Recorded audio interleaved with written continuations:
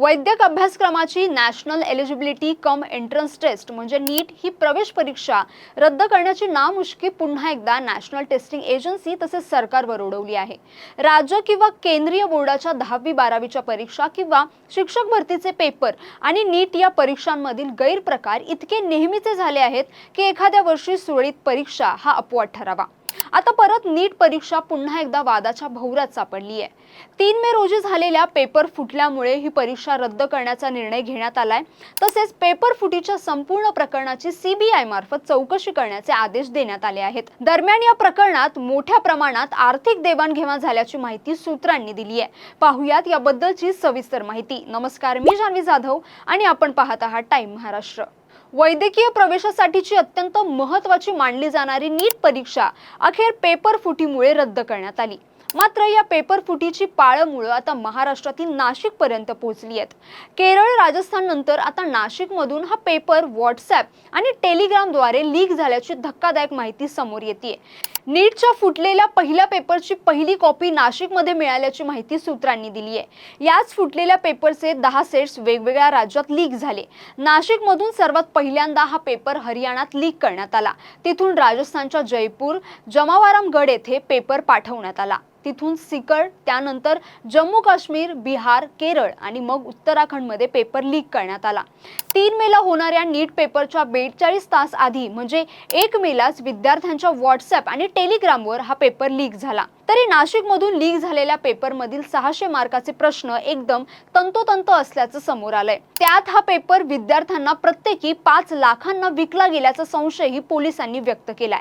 राजस्थानच्या एसओजींनी 15 जणांना अटक केल्यानंतर आता तपासाची सुई नाशिककडे वळली आहे। केरळ आणि राजस्थान पाठोपाठ आता नाशिक कनेक्शन देखील समोर आल्यानं खळबळ उडाली आहे। या प्रकरणातील मुख्य संशयित शुभम खैरनार याला सीबीआयने मध्यरात्री नाशिक पोलिसांकडून ताब्यात घेऊन मुंबईकडे रवाना केला आहे। मिळालेल्या माहितीनुसार सीबीआयने शनिवारी रात्री उशिरापर्यंत नाशिकमध्ये शुभम खैरनारची कसून चौकशी केली। त्यानंतर मध्यरात्री त्याला घेऊन सीबीआयचं पथक मुंबईच्या दिशेने रवाना झालंय। शुभमने हा पेपर टेलिग्रामच्या माध्यमातून मोठ्या रकमेला विकल्याचा संशय आहे। तर पुण्याचा रहिवासी असलेल्या धनंजय नावाच्या व्यक्तीने कथितरित्या नीटचा पेपर शुभमला 10 लाख रुपयांना विकला होता। त्यानंतर शुभमने तोच पेपर टेलिग्राम ग्रुपच्या माध्यमातून 15 लाख रुपयांना इतरांना विकल्याचा आरोप आता होतोय। धक्कादायक म्हणजे शुभमने हा पेपर हरियाणातील काही ग्रुप्सलाही फॉरवर्ड केला होता। हा पेपर सुमारे 80% अचूक असल्याची माहिती समोर येते। पेपर फुटीचं हे जाळं बरंच मोठं असल्याची माहिती समोर आली आहे। राजस्थानच्या विशेष तपास पथकाने तब्बल 150 विद्यार्थी आणि 70 पालकांची यादी सीबीआयकडे सुपूर्द केली आहे।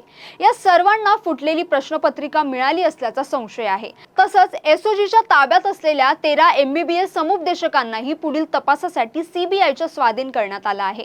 या प्रकरणाचं कनेक्शन पुण्यापर्यंत पोहोचलंय। नाशिकमधून अटक केलेल्या खैरनारचा एक साथीदार पुण्यात असल्याची शक्यता आहे।